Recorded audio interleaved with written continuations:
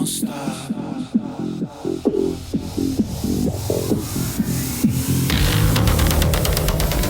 Hi, thanks for joining me in the Everything and Anything in a Bit Gay podcast. I'm Zach Randles-Friedman, your host. And before I get into today's guest, I wanted to kind of talk a little bit about, I have made a new friend group recently. I've broken the wall down with the Boston gays. I had gay friends already in Boston, but I have a new group of friends that I like. And I like them a lot, actually, which surprises me that I actually like them this much. So Mark and Sam, if you're listening to my podcast, this is a little bit about you too. Because it's so funny. I think about me as my friend group that I had before Mark and Sam came into my group. How I'm the planner for everything. I'm the one that plans the vacations. I'm the one that plans dinners. I'm the one that plans nights out. I plan everything. But my friend Mark is the planner too in this new group of friends that I made, and I actually kind of love it. He's coming up with all these ideas about going to have tea at the museum, or I came up with axe throwing. We're going to go axe throwing in a couple of weeks. Mark wants to do more things to just go to dinners and drink at bars, which I'm down for. My husband is so down for it. My husband has not met these new friends as of yet, because Andrew, my husband, has no desire to go to a bar and have drinks. He thinks going to dinner is overrated and boring now. He doesn't even want to go to dinner with me and him. He'd rather me stay with him at home and we watch TV, make dinner at home and watch TV and watch a movie. He has become a real homebody, and I'm not there yet. I am the person that wants to still go out. That's why every Thursday night I'm making myself go out, because I need that socialization. And I've met so many people every Thursday night when I go out. And I really love it. I don't love the way I feel the next day because, maybe I just shouldn't drink. Maybe I should just limit myself to like 2 drinks, because I just can't do the alcohol anymore. But I don't know. I go out and it's like I got to have 20 drinks. But I had so much fun, and everybody's buying drinks and shots, and I still think I'm 22 in some ways, even though I look 22, right? I don't know. I just like, oh yeah, I'll have an espresso martini, and then, oh yeah, I had a glass of wine at dinner, 2 glasses before dinner. I'm like, oh yeah, let's do this green tea shot. Oh yeah, you're getting a vodka soda with extra lime. I want that too. And then before you know it, you're like 10 drinks in, and it's midnight. And yeah, I don't feel that so drunk. I mean, I feel loose and stuff, and I guess I am probably in 10 drinks who couldn't be drunk, but I don't have hangovers the next day. I just feel so extremely exhausted and tired. It's just like my body is just trying to process all that alcohol and stuff. And my body's like, you're not there anymore, sister. Slow down. So I guess I will learn what the balance of enough alcohol is. Again, my friend Mark knows what his balance is. He's able to have a few drinks and nurse the drinks, and I need to take the lesson from him. My friend Sam is just like me though, but Sam is younger than me and he can still drink. And he was the one that was out with me till 2 a.m. a few weeks ago. And yeah, and then he gets up and goes to work the next day. Like, no big deal. I don't know. Maybe because he's British, he can drink so much. I don't know what it is, but I am going to figure it all out. But let's get into my guest today and not talk about my drinking problem. My guest today is a psychic. His name is Orion, and I found him on TikTok, and he does live readings and stuff. And I just wanted to have him on and talk to him about his abilities and his gift. And the funny thing is that I took mediumship psychic classes, and he took them with the same guy I did. And yeah, so he's a really great guy.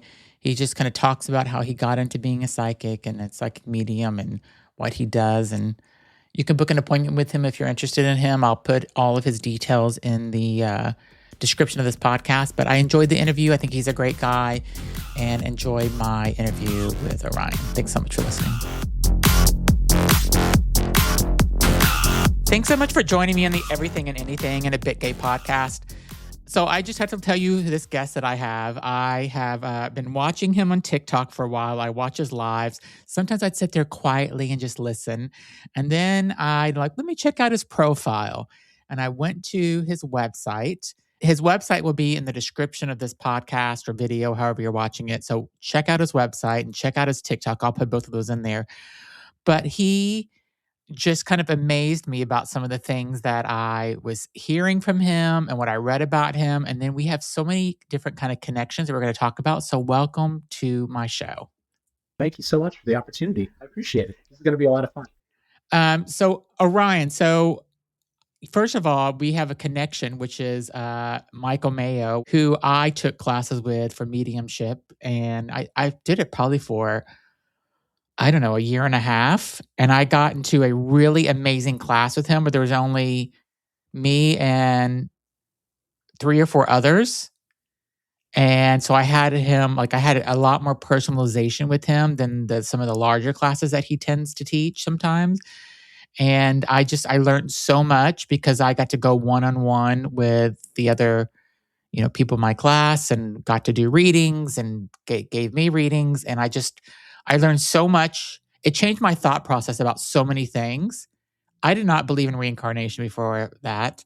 I was a complete atheist. I did not believe. So I can't say I didn't totally believe in some type of mediumship because I had things that would come from my father after he died,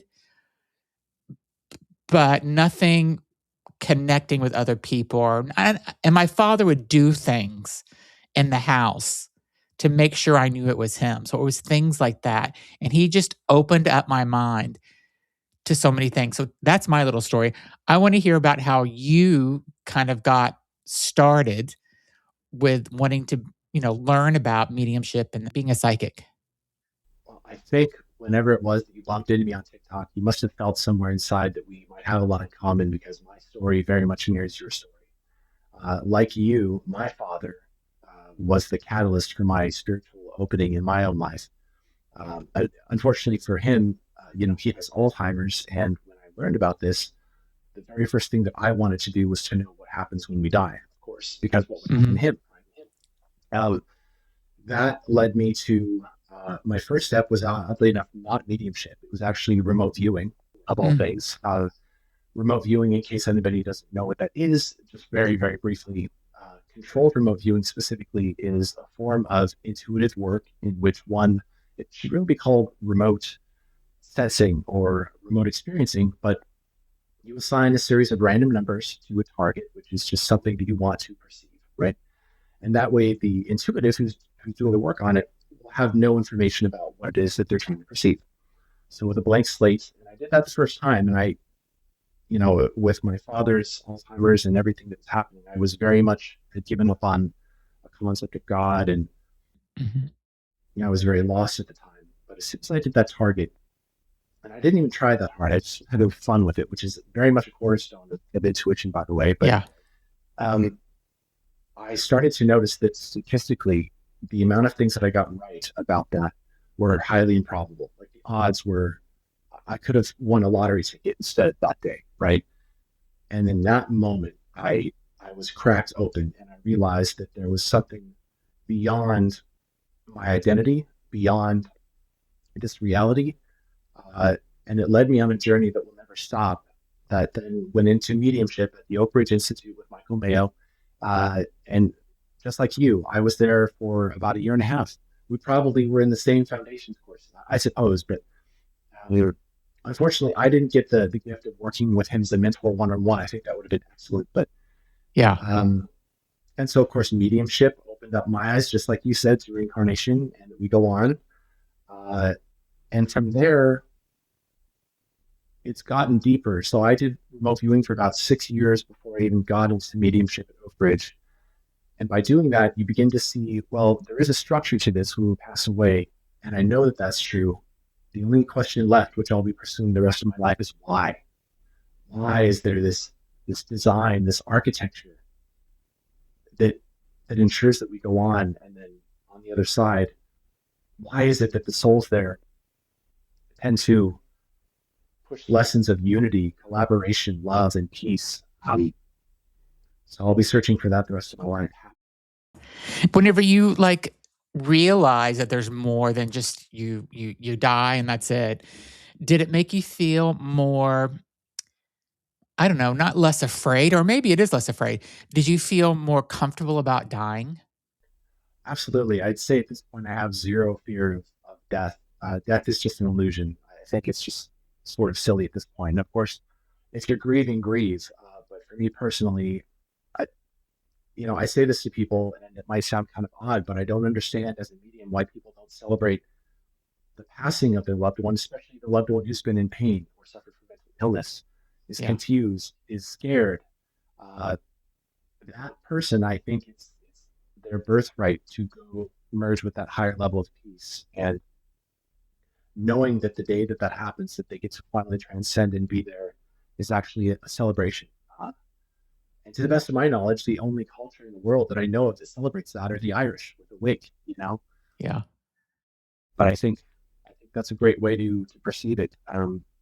Because every single person I've ever brought through with mediumship since being a student has always shown the unimportance of the body, the unimportance of it's as if they have a perspective on a much broader thing that they're Yeah. focused on. And so of course they'll stay and I've seen them shoot little love beams to people that are still in the room that are grieving them, of course, but they don't take this world nearly as seriously once they step outside of it. And that's a very good thing.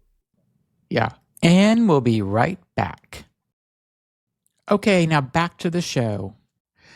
I want to ask you a little bit more about remote viewing. So go back to that. Let's go back to that for a minute, where you were kind of talking about, you were writing these numbers down. Tell me about what that exercise was more about. Like, can you go into a little more details about how you're like, wow, I can do this? Yeah, absolutely. So the first target I ever did ended up being the Space Needle in Seattle.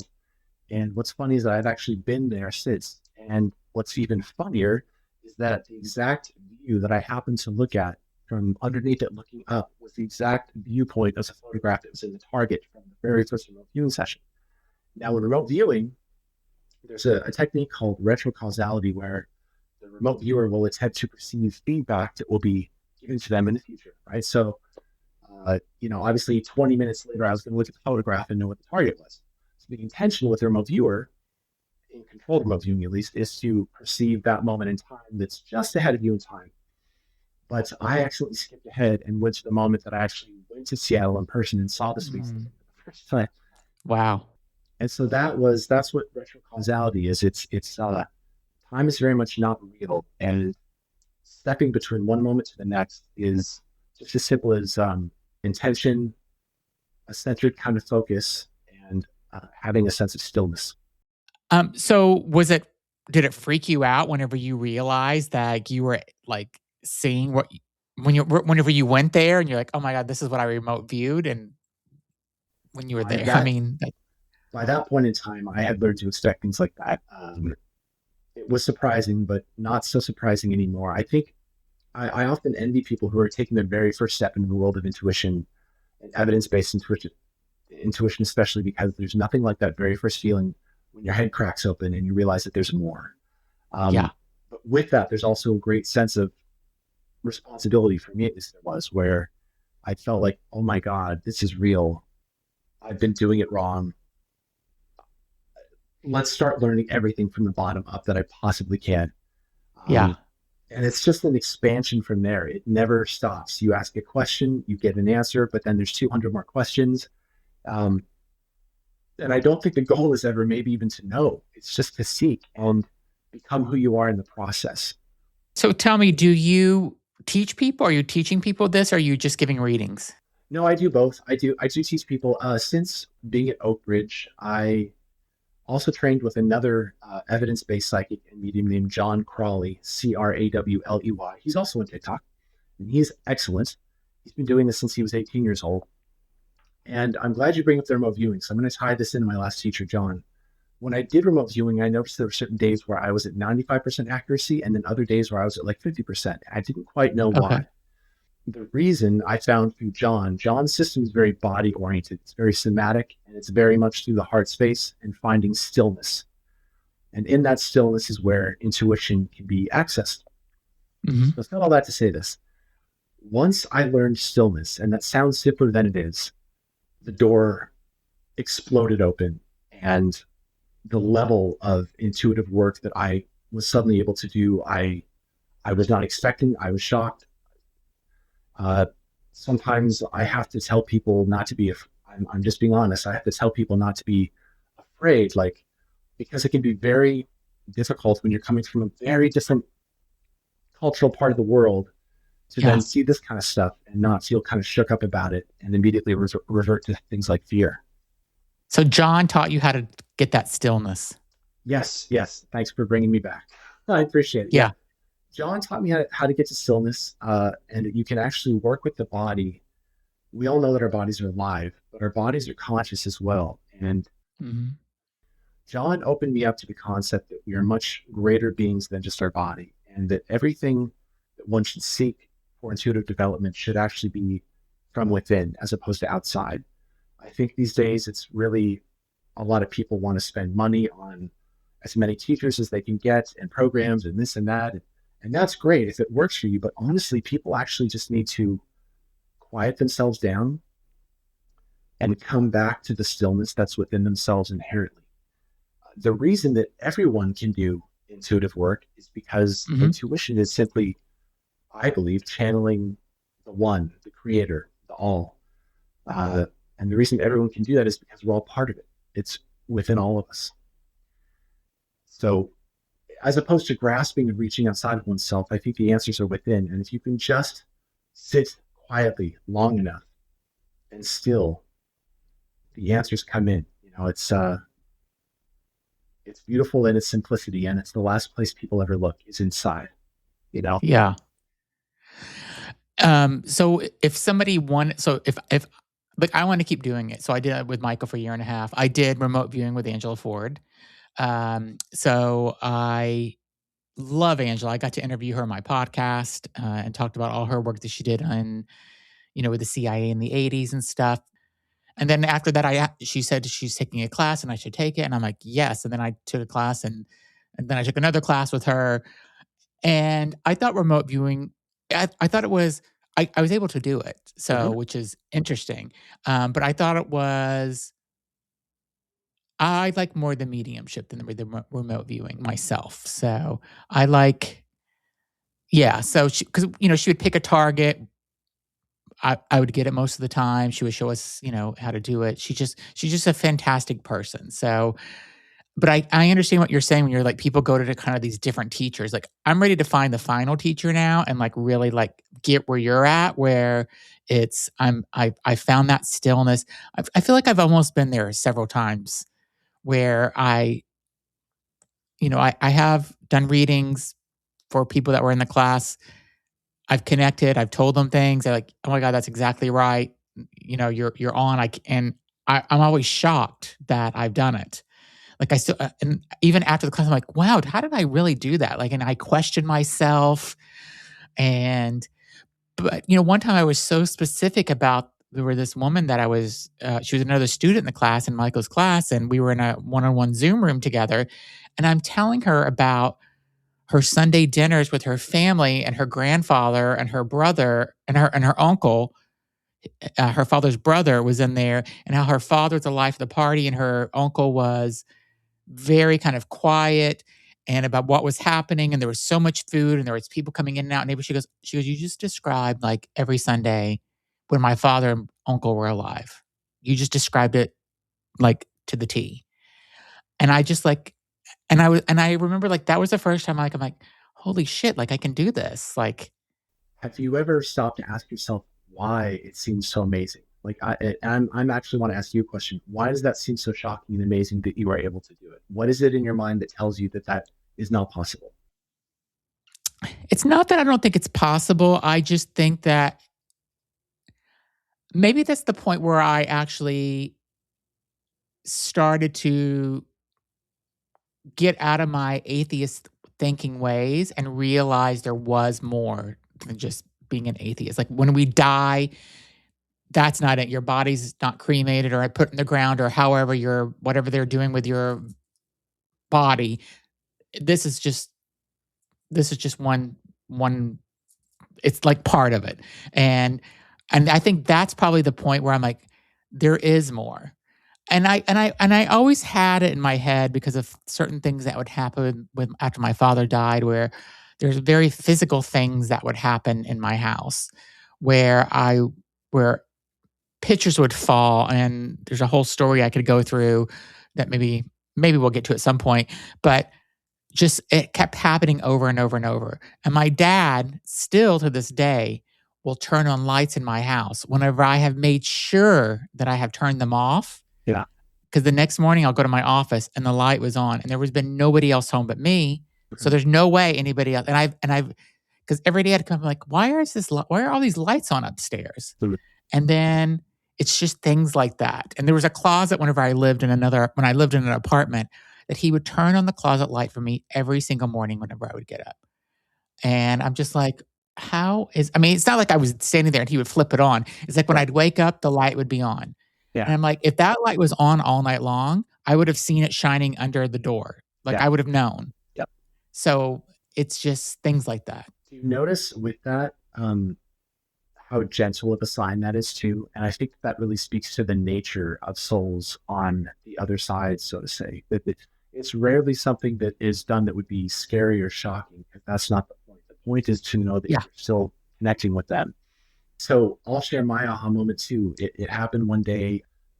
For one of the first times I had an aha moment like you did, where I was describing this and that, and then I moved out of the mediumship into the teacher's actual desk, where she had this rock that was a paperweight, and under the paperweight was this and that.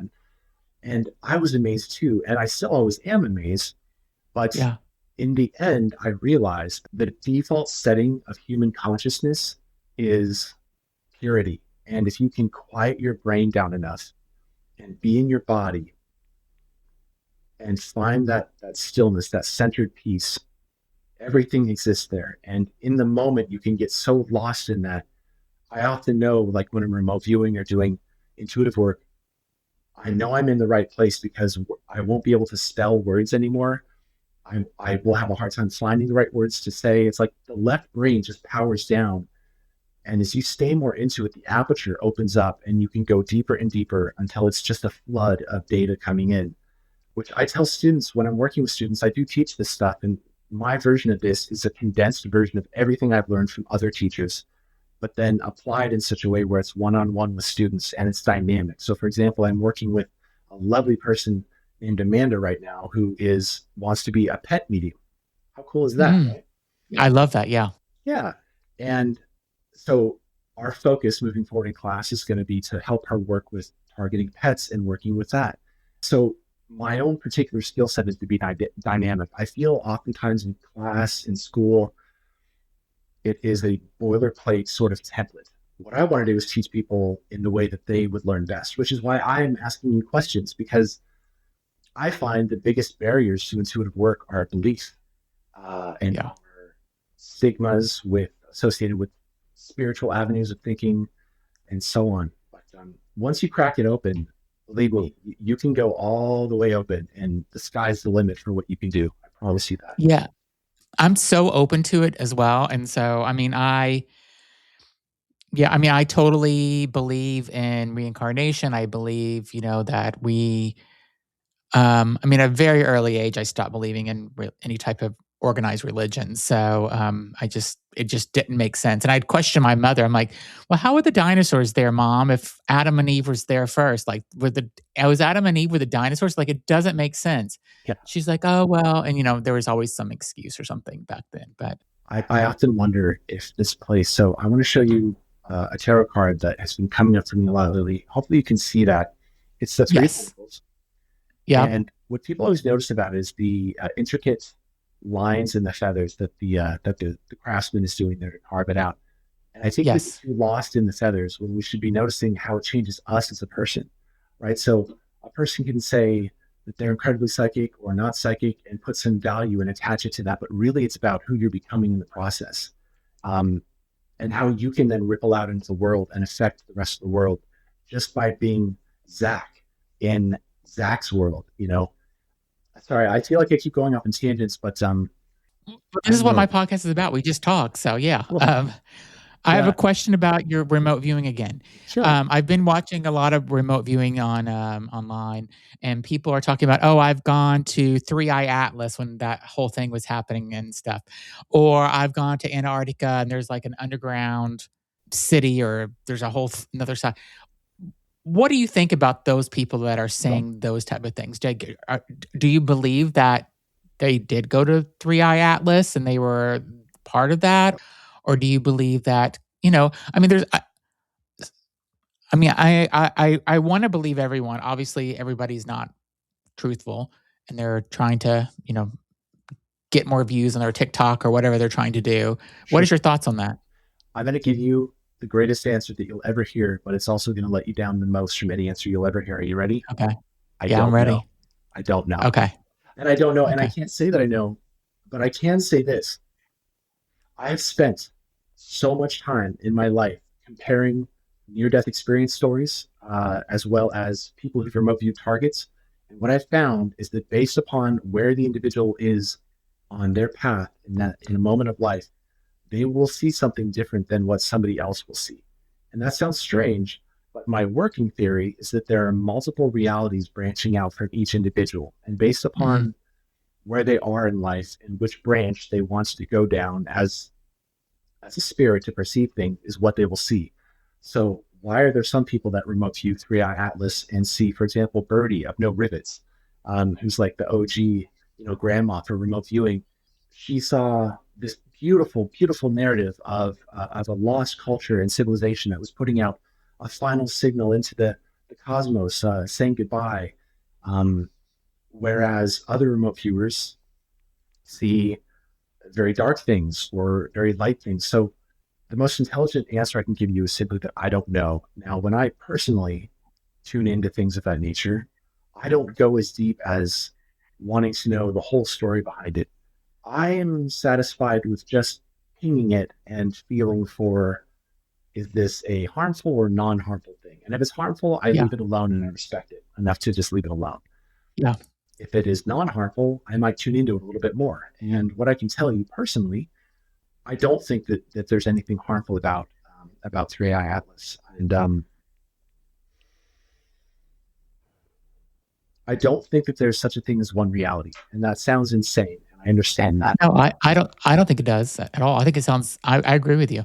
Yeah, and obviously reality changes based upon the branches of every other reality, and it's all happening right now. There's no then and there's no was. It's just now. Yet we find ourselves in these human bodies with these human brains that are Yeah. the reducing valve of consciousness. So we're left with concepts of trying to see things and explain things in a way that is so limited, there's no way you could possibly grasp it all, but you want to, Yeah. you know? So I don't know, to be honest with you. I think that people have all kinds of agendas. I am being called to tell you about a dream that I had last night, just part of it Okay. with regard to changes coming and whatnot. The last time that I did this, I got a lot of flack for this, but I was right. I was able to predict something that did occur. But I will preface this by saying my dream had nothing to do with an actual literal event that's going to happen. It was very symbolic. Okay.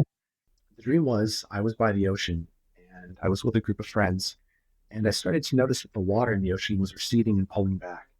And I looked at the ocean a little bit closer, and the weirdest thing is the water's receding. All of these manly things like pickup trucks and baseball bats and guns and things like manly stuff were being carried out to the sea. And I realized that there was a tsunami coming. Again, to be clear, this is all symbolic. This is not literal. Yes. Okay, thank you.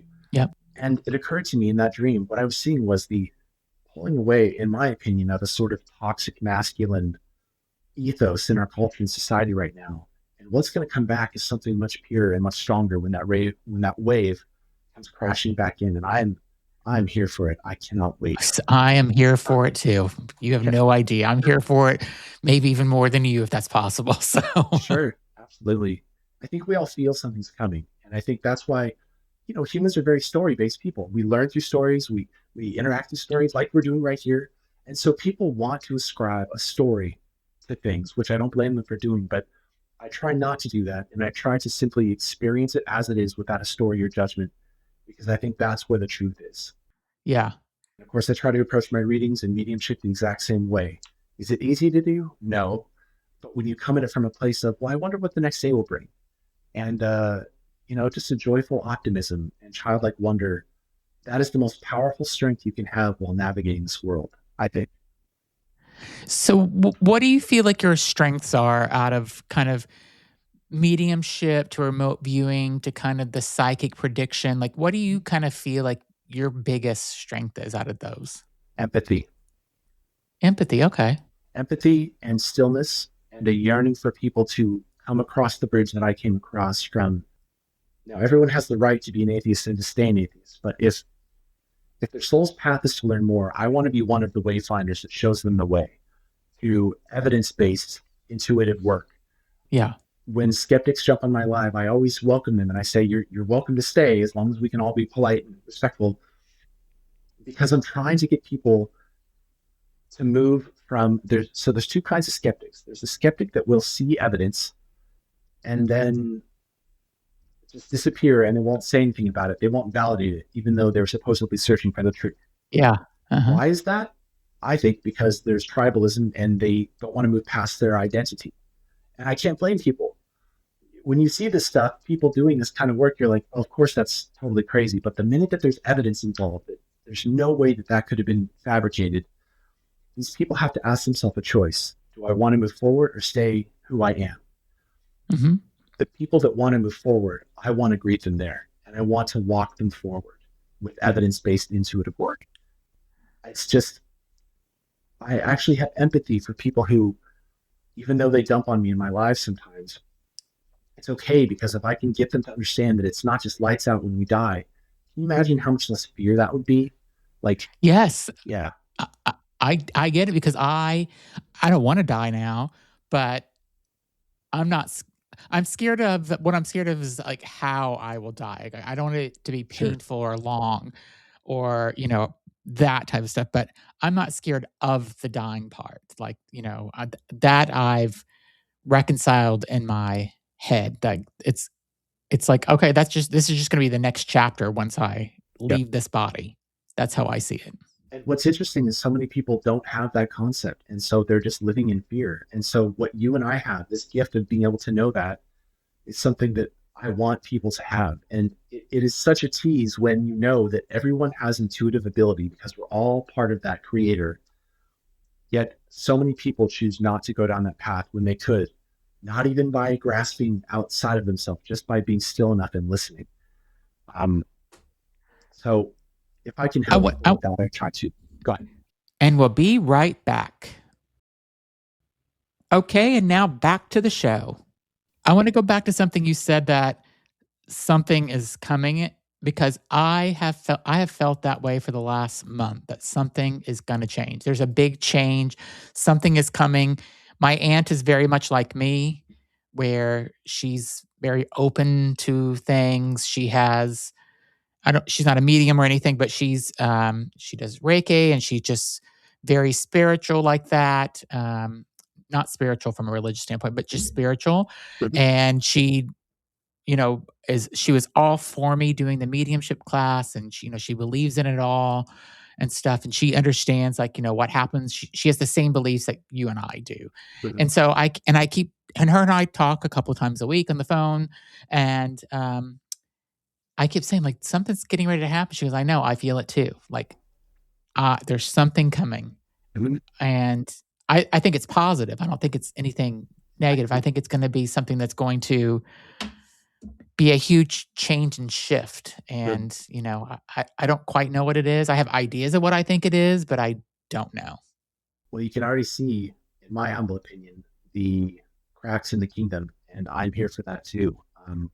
Yeah. The great thing about harmful people who are not interested in evolving, I'll put it that way, is that they are so headstrong and arrogant, and they underestimate everyone else that is beneath them. Yeah. They also vie for power where there's only a limited amount of resources, and they begin to attack each other. I will say this about the future. I I can't wait. I feel like since I've been a kid, I've been waiting for whatever this is that's about to happen. I have a memory as a little boy.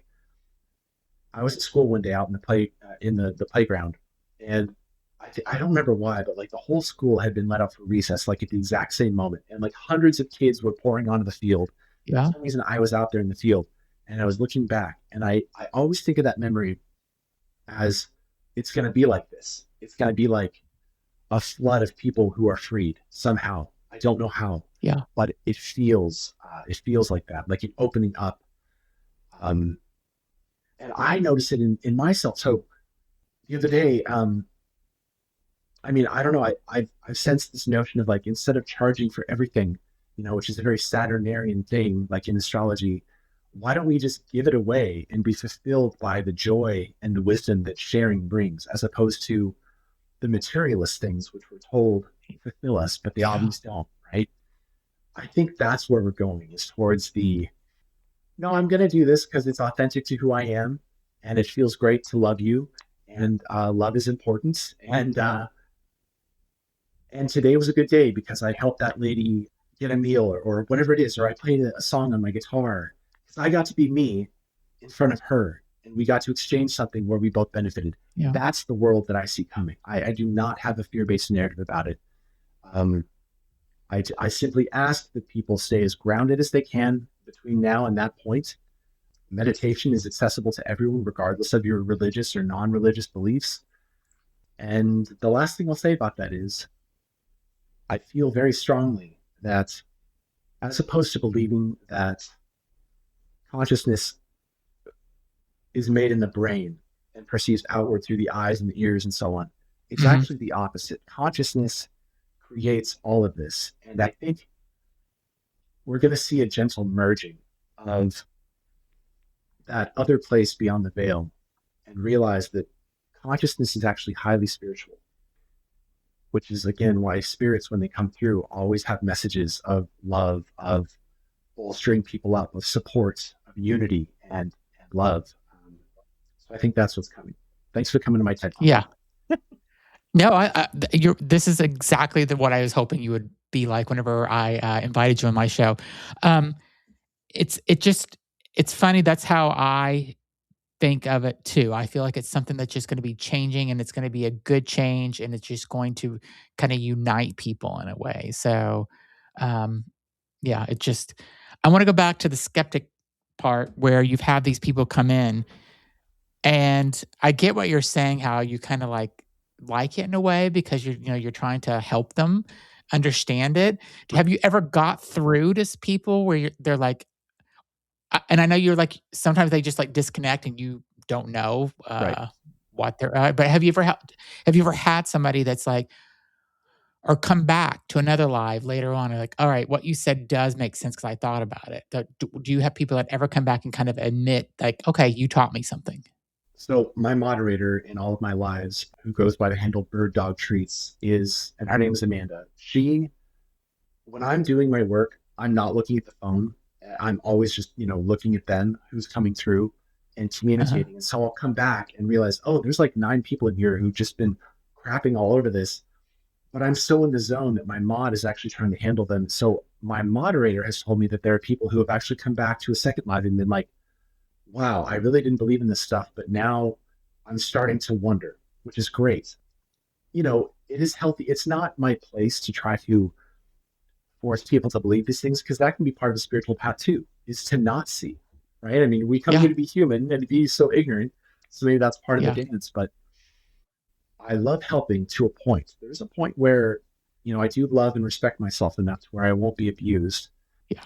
Good for you. But I don't know, given that what I see in the world that's coming, the more that I can help people see that this stuff is real, the more I feel like I can prepare minds for that. Because imagine the ontological shock going from feeling like, and that's the thing, all of these people are always dead set. They're like, I know, I'm a million percent sure this is the way reality is. It's in this box. You're wrong. And Yeah. I try to turn the other cheek and be kind because they're just a human being too, and they have a right to see this. But what I always wonder is why, if you want to, if I'm wrong, okay, I'm open to being wrong. If I'm wrong, why don't you teach me? Why don't you Yes. nurture me? Why don't you come with some gentleness and some peace? And you don't have to fight me. Just talk to me and I'll listen. And don't throw Bible quotes at me. Like Yeah, that's the other thing, yeah. that I think happens is that I've been on other lives or whatever, seen other video where people come on, the super religious, like you're the devil, and they're throwing Bible quotes at them about how horrible they are, and they're, you know, whatever. So it's just like I don't know. I don't know why people would do that. It just that drives me more crazy than anything, I What's think. interesting is when they throw out a verse and then I give them one back, or three or four or five that they don't know. Yeah. And I'm like, I'm not even I don't even follow that religion, but I've read all the books. I've studied Gnosticism, which in my opinion is closer to the truth than later versions of that Abrahamic mindset. But yeah, why not nurture me? Why not come in with a sense of stillness and try to teach me, because I'll listen. It doesn't have to be fighting all the time. And again, I think the world we're stepping into is going to be more about, you believe this, I believe this. Wow, we're both still human. Oh, we both have feelings too. We were both born from parents who loved us. What else do we have in common? People I think are very shut down because it actually simplifies life to say this is the story, the end, no ands, ifs, or buts. And what's difficult for people when they start spouting out these Bible verses and calling me the devil, I think they hate it when some days when I have the patience enough to just sit there and say, well, why do you think that? And to be loving towards them. They're always like, Yeah. stop that. Yeah. No, you're like, you're gonna devil your way. And I'm like, I'm not a devil, I'm just a person. Yeah. Yeah. And one last thought while we're on that topic. Why is it? I'm going to say this carefully because I'm trying to be respectful of everyone, but why is it that the truth, whatever that may be, tends to be more inclusive of people saying, no, that's not right, and working with it, as opposed to trying to force someone to believe a certain way? Why? I think that the divine leaves a breadcrumb trail of what it is. And if you're forcing someone or trying to scare them into believing something, or harming someone in the name of love, or policing someone else for their beliefs, you're going the wrong way. I just want to say that. And I hope that if there's anyone here who goes about life that way, just consider that if you are trying to spread the words of a very important man who taught a lot about love, why not do it in a loving way? Yeah. I want to have the ears to hear you and the eyes to see you, but you have to come to me that way first. That's all. Thanks. Yeah. No, I'm with you. Um, what do you think the biggest misconception people have though about your teach about what you do? Like, what do you think the biggest thing is that? And I'll tell you what I have heard and what I think it is, and then I'd love to hear your thoughts. Mine is that people think that there's a lot of demonic or evil kind of spirits, and kind of what I was taught is that doesn't exist. Mhm. It's kind of like whenever you do go back into the spirit world, when you go there, it's a lot of love. Mhm. You're back with your people. Yeah. And I also did a past life regression hypnotism with a woman. Her name is Maya Rath. I've mentioned her 1,000 times on my show because she's just so amazing. Do you know who she is? No, but I've done that too, and I've done the life between lives as well. I think we have so much we could talk about. Keep going. I'm listening. So Myra took me back to someone who I did not think I would be in a past life, which was a farmer in Kansas City, a straight white man. And I think it was like the 30s or 40s. I had a farm, a wife, two kids, Mm. seen myself die, seen my wife die. My son was actually my husband Wow. now. And yeah, so that just kind of opened my eyes to everything because it's now that she's brought me back to that particular past life, I remember a lot more about it than what we just did in the hypnotism. Mhm. And also, she brought me to basically another, it wasn't this planet because the water was like a pinkish color. Oh. I didn't see myself. I seen around me, but I did not see myself. So I don't know what I look like, but I was on a rock sitting by a pink river or stream or something. Mhm. And so it was just completely different worlds. Like, Yeah, and I remember a little bit about it, but the farmer in the 1940s is just like, I have so many more memories now that come up about that. I want to do it again, I think. Like, it's because I think it's so fascinating. you should. It blew my mind the first time that I did that stuff too. It was incredible. And isn't it interesting to see how different you were, but you were still you? I mean, that must give you some level of empathy, maybe. Oh, yeah. Like, Yeah, yeah. And maybe absolutely. that's kind of the point, right? Like, maybe whatever consciousness is twists itself and pulls itself like taffy in an infinite number of directions so that it can look at itself from a different form and be like, oh wow, I'm that according to this cluster of me, and then pulls itself in taffy another way, and now it's Zach in that past life, and it's like, ooh, I'm this, but I see myself completely different. And I think it's just hooked on doing that in infinite number of ways to see itself. And I Yeah, think in the end, it will have learned that it is all of these things, right? And wouldn't that explain why the other side is pure love? Because if you got to yeah, that point, you would have empathy for everything. yeah. I wish we could just bring that other side a little bit more into this where we're at right now, though. So there's a little more love and empathy with people, in the world. So Yeah, that's what I'm hoping that we get to at some point. So for sure. Absolutely. tell me about some of the most kind of crazy readings that you've done, like something that surprised you and the person. We were just like, wow, I can't believe I got that, or that person came and gave me this message for someone. I Yeah. love those type of stories.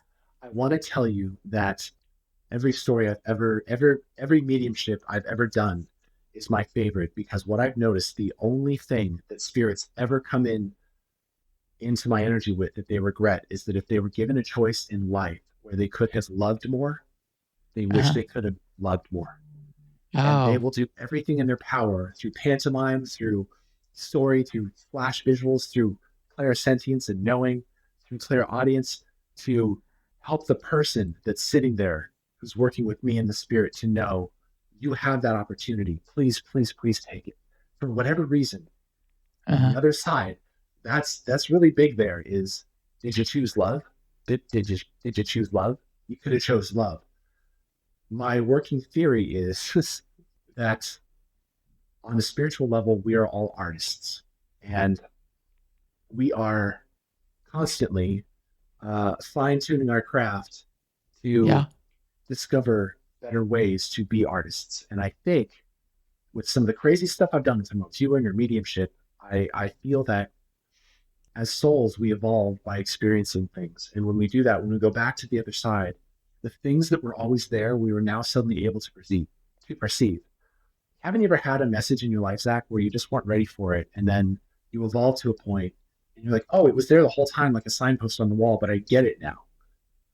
I think it's like that, if I had to guess. Yeah. But I wouldn't say it's the craziest thing, but I often see beings who have created entire landscapes where I was talking with one of my followers just the other day. She had a near death experience, and she her body was brought down to freezing. Her heart was stopped. Her blood was run through a machine instead of her heart pumping it. And there's no way scientifically that she should have been experiencing anything. It should have been similar to Yeah. anesthesia. But she went to a place, it was a park. And there she met, I believe, it was her grandmother, who sat with her on a park bench and said, "It's okay. We have all the time in the world. I'm here for you. What do you want to talk about?" And it was just so casual, right? Yeah. My point is the craziest thing that I've learned about this is that there are entire landscapes that we can create as spirits on that side. And if I had to guess, it's turtles all the way down, Zach, as in it's as if God or whatever is dreaming, and those dreams are dreaming too. And the dreams from those dreams are dreaming too, and those dreams are dreaming, and it goes on and on and on. And it's just nonstop creation. And it's a lot of beauty.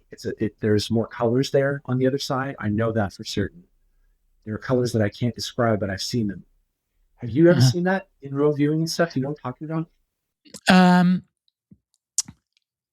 I have a little bit, yeah, probably not to the extent that you have because you're much more advanced than. I mean, again, I would love to get even halfway to where you are with because I'm so fascinated by it, and I'm dying continue and learn more and stuff. And I just need to find the right. I mean, Michael's Mango is amazing.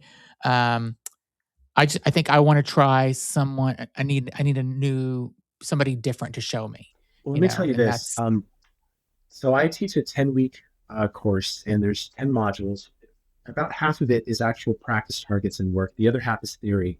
And I'll tell you, Amanda from Bird Dog Treats, who I was teaching in week 3, she was blind to a target, and she experienced. So I always have people start with just feeling, right? This is similar to my course because it's the foundational step, right? yes, Starting with feeling where the clairsentience lives. So she started with feeling, and I said, we got her used to what her baseline feeling is of being herself, her Amanda-ness. And then I had her move to a target, and she's like, oh, I noticed something. It feels different. Something is shifted. I said, okay, just stay there for a minute. Don't move fast. Just stay in the something is shifted. That's cool. Don't label it. Don't do anything with it. yeah. Now just sit there and breathe, allow and notice, and remember your body. Can you relax just a little bit more? Can you be just a little bit more still? None of this matters. We're having fun. Let's have fun. This is playful. How do you feel now? She was shivering because she didn't know this, but she was targeting Rembrandt. And Rembrandt at the time, in Rembrandt's studio in Amsterdam, it was called the Little Ice Age. People could not afford peat to heat their homes. Oh, yeah. Rembrandt went to Rembrandt's studio and was painting, but shivering the whole time because it was so darn cold. Which then that opened up the door to why was Rembrandt painting in the cold as opposed to being at home where it's warm? And there was all these emotional turmoil situation there. And so it just opens up naturally. It's an unfolding of an inherent knowing. That's what intuition is. And if you're just still enough and have fun with it, that was week 3. I can't wait to see where she's at week 10 or even a year from now. Here's the thing, everyone can get there. The thing is that we've all been told it has to do with more outside of us, but it's actually getting really good at meditating and grounding, centering, and discovering your body again. So when was the last time, Zach, that you were sitting down and even noticed your body and weren't just in your head? We'll be right back after a word from our sponsors. Okay, and now back to the show.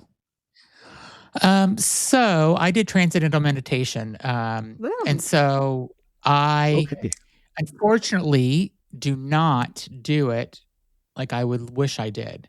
Okay. I am getting ready to have a major change in my life with my career next Friday. Mm-hmm. And I'm going to have a lot more free time, I'll just say, to focus on my podcast and on myself. Right. And that is going to be one of the first things that I do is every day, if not twice a day, do my transcendental meditation. I try to do it. I try to do some type of meditation before I go to sleep at night to kind of calm me. But transcendental meditation is not really meant to help you sleep. It's meant to, and so I'm kind of doing that opposite of probably what I should, because I'm a horrible sleeper. And so I have before got in transcendental meditation where I don't even know how to describe it, where you're not here, but you're just in a completely, oh gosh, I can't even explain it really, because you're just, it's the absence of something. It's the stillness. There's nothing around. Like you're quiet. And when you come back, you're like, oh my God, like where was I? What happened? And I love that. And it's only happened to me like 3 or 4 times, but I've been able to do that 3 or 4 times where you're just, there's nothing else.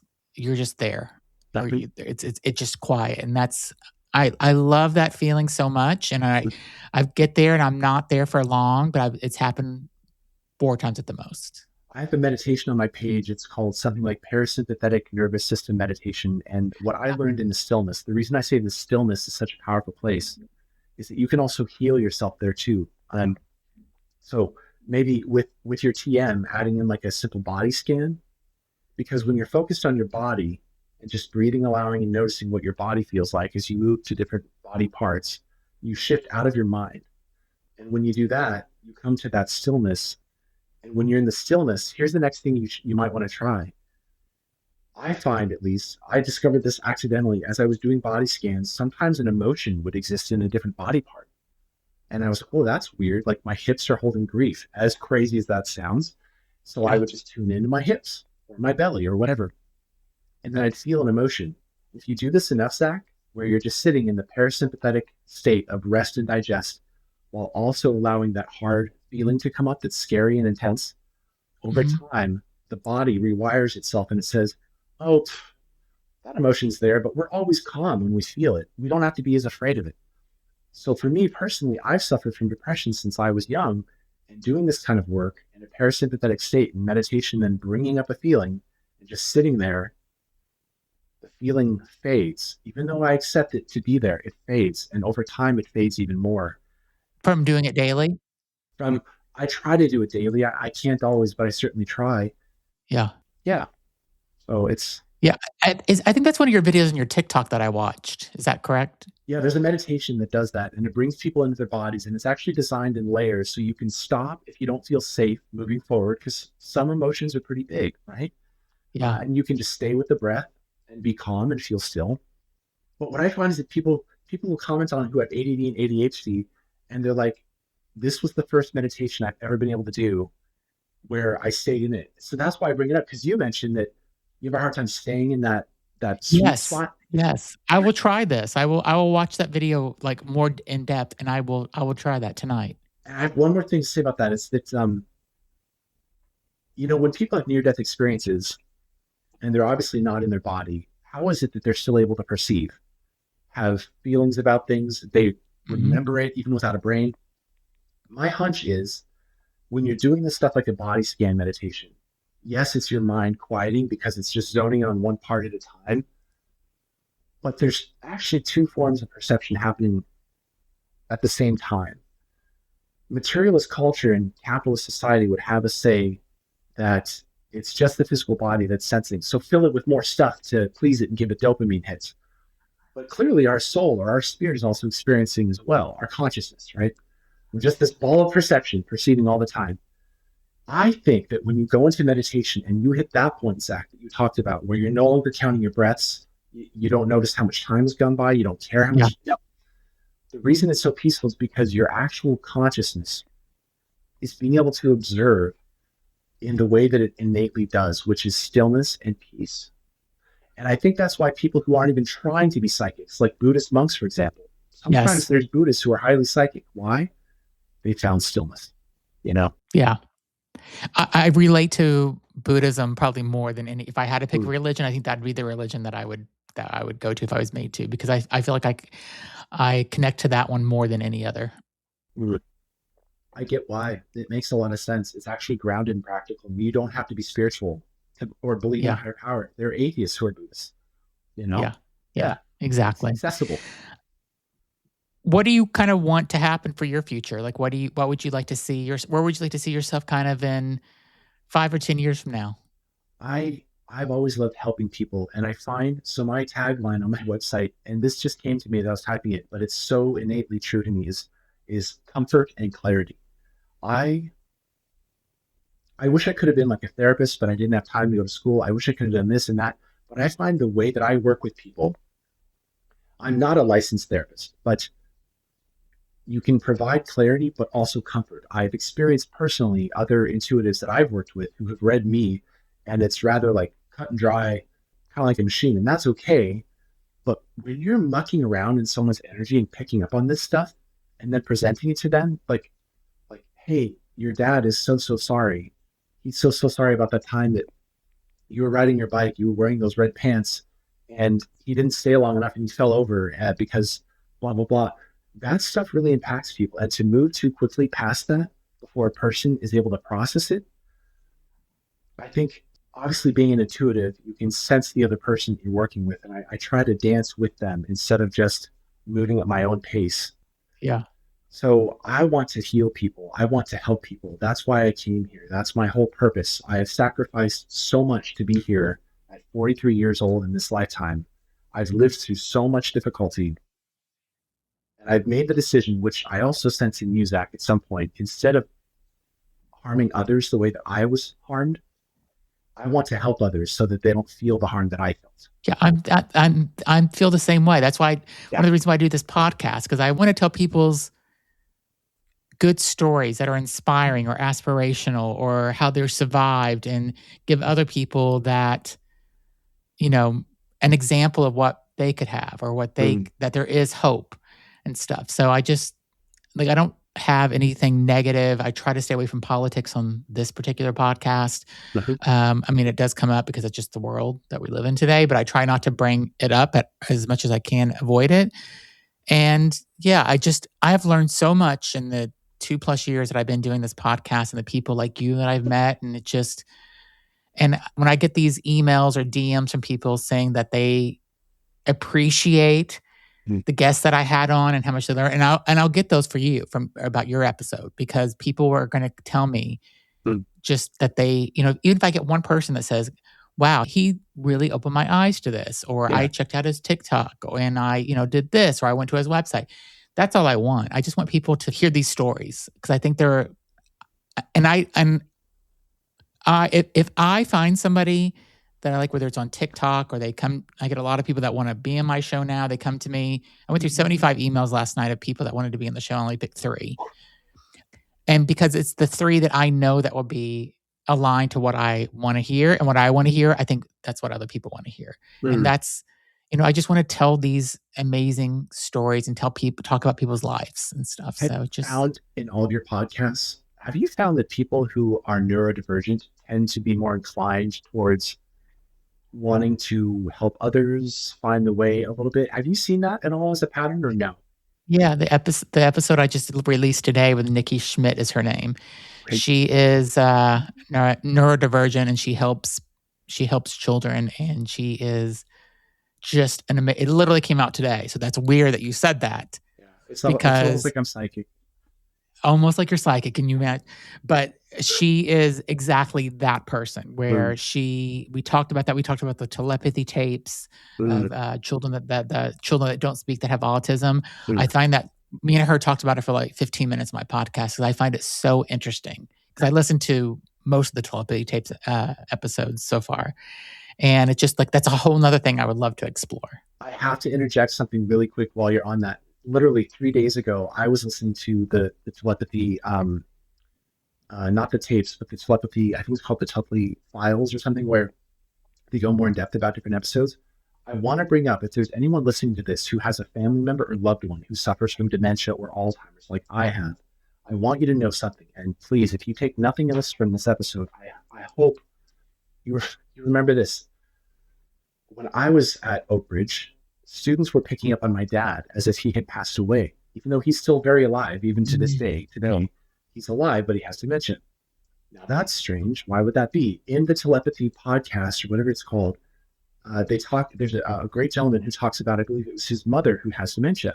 And he talks about how supportive he is of her dementia, how she's describing all these things about the universe and spirits are coming in. And she's actually working like an evidential medium, even though she's not trying. She's just this lovely gal with dementia. My point is this. Scientifically, if the human brain is falling apart when we have dementia, and we're losing our faculties for logic and reason and whatnot, how is it then that a person with dementia like her can bring forth evidential information about spirits that supposedly aren't there if her brain, it's because it's not the brain. Like I said earlier, it's consciousness communicating with consciousness. It's not the brain. And so if there's anyone out there who has someone that they love who has dementia or Alzheimer's, I want you to know it's scary to us on our end of things, but what they're, and of course, and we need to honor that and grieve that. My God, cry. Yeah. But on their side of things, it's very different. They are getting a peek behind the curtain, and what they're looking at, Zach, is so beautiful. And it is people that they've missed that come back in and just want to love them and usher them home. So when they're confused and when they're talking to someone who's there, maybe just take a moment and just notice, do they seem like they're at peace? Probably. Yeah. So maybe let them. Maybe be more open to that and support them instead of saying, there's no one there, Granny, shut up. Or, I'm playing it up. But Yeah. yeah, I think there's something to that. That's what I wanted to say. That's what my podcast is about. That's why I do this, because of stuff like that, what you just said, because you're telling people these things. So Yeah, they're that's just a little amazing. closer to home. That's it. Yeah. Yeah. And I just want to go back because I said, we both went to Oak Ridge Institute and studied with Michael Mayo and stuff, and he is amazing. And if I could have him one-on-one with just me, Uh-huh. I would go back to him and just do that for 2 years if I could. Just me and him. Nobody Yeah. I don't want anybody else in the class. And I think that's why, I'm like, "Oh, I think I need somebody else," but he's amazing. So if anybody does want to kind of learn more about this, go to the Oak Ridge Institute website because Michael and his team are just fantastic. So I didn't want anybody to think that I was bashing Michael because it was the opposite of that. So I didn't, he's so brilliant and so talented and just knows his shit so well. Yeah, I think learning should be from all different angles, and it should be using any technique that works the best for the students. And wherever you find that is where you find it. There are a lot of good Yeah. teachers out there, and he's definitely one of them for sure. What was the first guy you said? Jack Crawley? John Crawley, Jon John Crawley. Crawley. That's his username on TikTok too. He does lives just like I do almost every day, and he's amazing. He's very fast. Um, and a big part of what I loved about him as a teacher was that not only did he teach me about intuition, but he taught me about the nature of spirit, and that I'd always known that we were more. But he kept saying to me in class, he's like, "You haven't found it yet. You haven't found it yet." I'm like, "Haven't found what?" And he's like, "Yourself." And he wouldn't answer my question about what that is. He goes, "Just keep going inward." And one day, I thought I had found myself, and I thought I had found it as this sort of gentle ball of like boyish, loving Yeah. kindness that is playful and loving. And he goes, "No, that's part of you, but go deeper." And I went deeper, and I found that what I am and what Zach is and what the listeners are is the absence of emotion or thought. It is that peace. It is that stillness, the eye of the storm. And funny thing about that same day that I discovered that I felt me for the first time, I was listening to something, and a commercial came on. So, when a commercial comes on, you turn the volume down. And get this, the timing, this is how the divine works. The timing of it was perfect. It was some commercial for like Grange or something. And it was supposed to be like for the ones who get it done. But I just said in my head, universe, what are you? What is the point of all of this? And then the commercial came on and I'm turning it down and it says, this is the story of the one. And then silence. That's so true. This is the story of the one, Yeah. You're Zach for a time. I'm Orion for a time. But really, it's the story of the one. And there's something so beautiful and simple about that. I don't know. Yeah. Tangent world. Sorry, man. Yeah. No, I love it.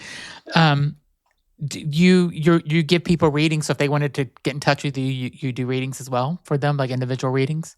Yeah, and I've got a discount system. So super fans get $50 off of one-on-one readings. And followers, all they have to do is follow me. They get $25 off of one-on-one readings. And I do readings right now for free every Sunday around 3 o'clock Pacific Standard Time, because I think everyone should have access to this regardless of your financial state. Yeah. I also have special times for my super fans after that where it's just them and I, where it's like kind of a quieter space where we can just connect and chit chat and also do readings. But yeah, I think this stuff should be accessible to everyone. And so I try to keep it that way, because I can't imagine if somebody had said after I learned that my dad had Alzheimer's, "Sorry, kid, you got to fork over all this money to talk to him." That's, I can't help everyone. I don't have a million hours in the day, but I've got an hour or two on Sunday that I can give, so I get That's it. awesome. Yeah. Great. That's amazing.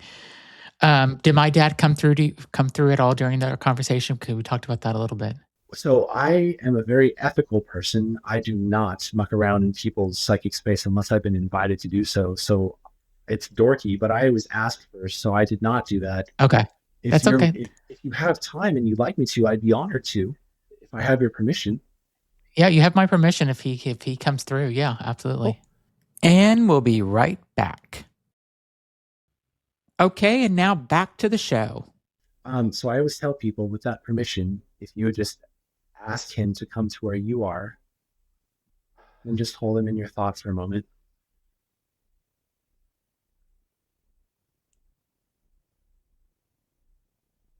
and now tell him to follow, to come to me. He'll see where I am.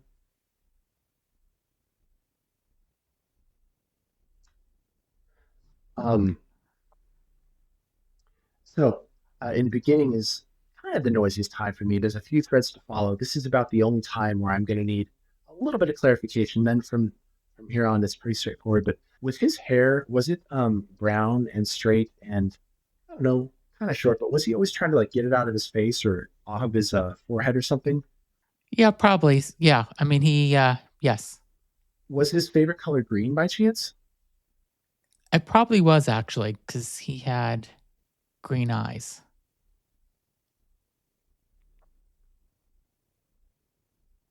He reminds me of someone who used story a lot to share values and to kind of instill ideas. Which this is not evidential because everyone has story, but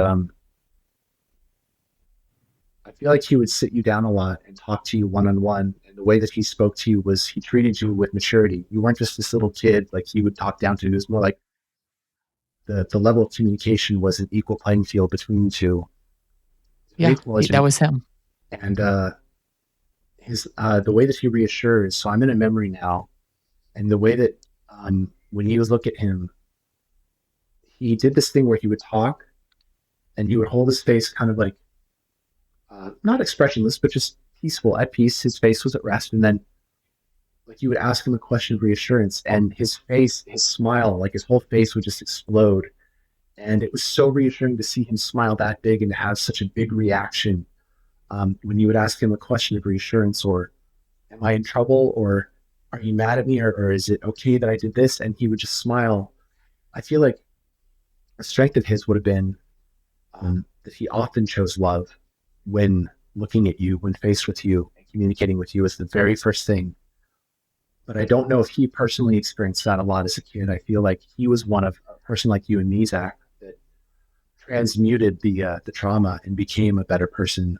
Was his father physically there, but kind of emotionally absent and not a father His like? father was very religious, Church of God religious. And so my father, wasn't allowed to do a lot of things like go to a prom, play cards, all that. He, listened to music, certain music and stuff. So, my father was, yeah, held back. Like he had a record player, I think, under his bed with records, and he, would play Elvis or whatever the music was at the time that no one was allowed to listen to. And so, he broke free from that once he went to college in the army and all that. So, but yeah, he was definitely, my grandfather was a good father, but he was super strict and super religious. And there was like a lot of stuff like that being held back. Yeah, and was there, so just out of curiosity, and I'm sorry to hear about that. I'm sorry. When I get in psychic space, I'm not trying to be a jerk. I just I Yeah, like no, ask yeah. whatever. I'm sorry to hear about him about that.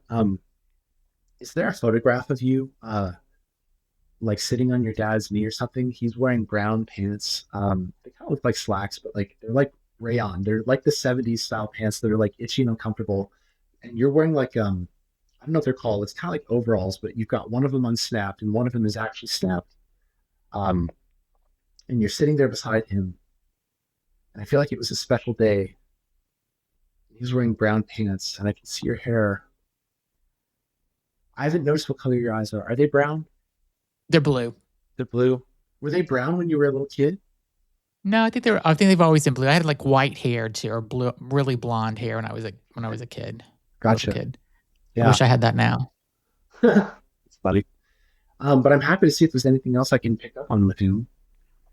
Yeah, no, I just wanted to like just see if you had a little connection with him. That was kind of nice. Like that's all I was, The I just the overwhelming thing of him is just the way that he would look at you and smile at you, and you instantly felt a level of reassurance, which unfortunately that's not yeah. super evidential, but it is there. No, And but that it is there. Yeah, that's actually very accurate of how he was. So, I'd always want his his approval in a way. So that's actually that reaction that he would give me was his approval in a lot of ways. And he would constantly say how proud he was of me.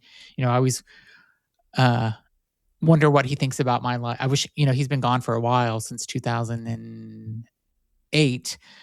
So I would love to see him, I would love to hear one day, like, just what he thinks about my life today. So, and doing Yeah, this podcast and stuff. So I'm not asking you to do that now. I'm just saying, like, one day I'll get into that with him, and I